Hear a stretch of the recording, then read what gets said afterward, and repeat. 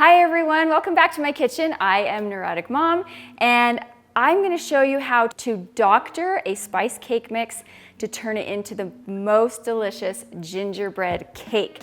To be honest, more and more I am turning to doctored cake mixes when I bake.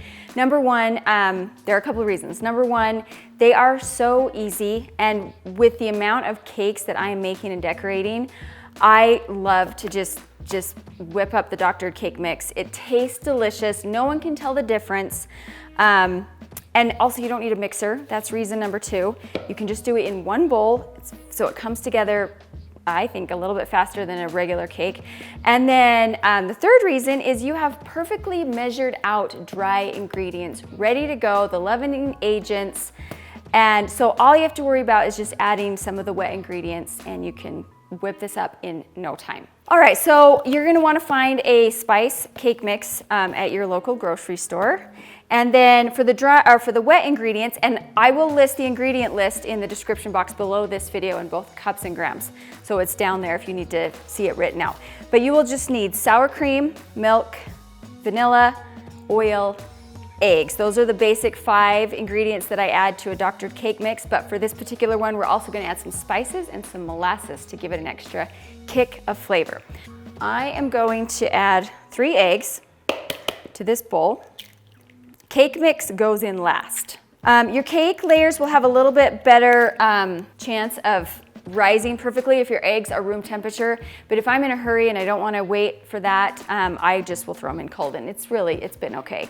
Oh, that's another reason for these doctored cake mixes. They rise better than traditional cake mixes made from scratch. I'm going to add a 1/2 cup of sour cream. Okay, sour cream goes in.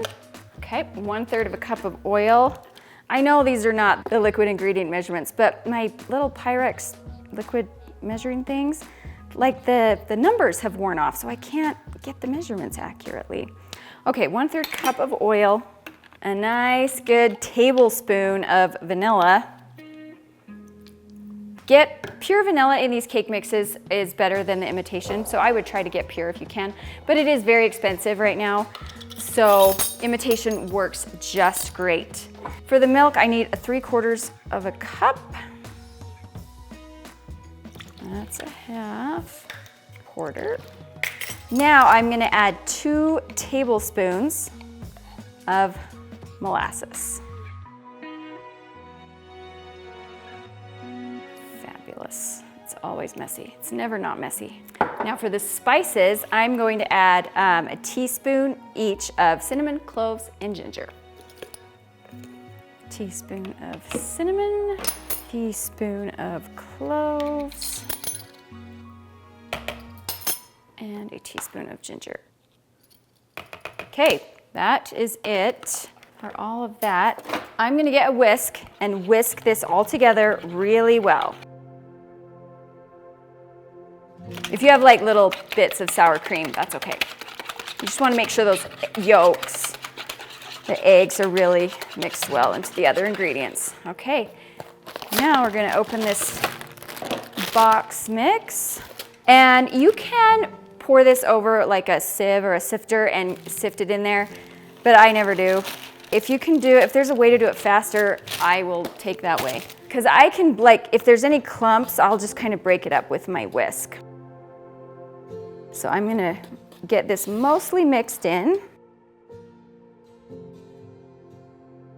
And once that's mostly together, okay, and then I'm gonna get my spatula and just incorporate it until you no longer see any dry ingredients. You don't ever wanna overmix cake mixes. It'll make like a weird texture, kind of a dense shoot. You just don't want that. So I'm just until I don't see any streaks of dry ingredients, then we're done. This amount will make 2 8-inch round pans or 3 6-inch round pans. It makes 24 cupcakes or 1 9x13. I am doing a 9x13 today because I have another tutorial you'll want to go watch on how to take a basic sheet cake and turn it into a really pretty, beautiful cake to take to a party or to have on your dessert table. So you'll want to check that video out. So that is going into here.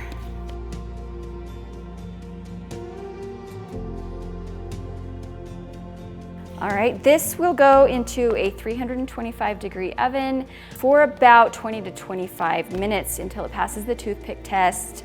You can touch the center and it'll spring back, won't sink. Okay, my doctored gingerbread cake is out of the oven. It's cooled, it's ready to decorate.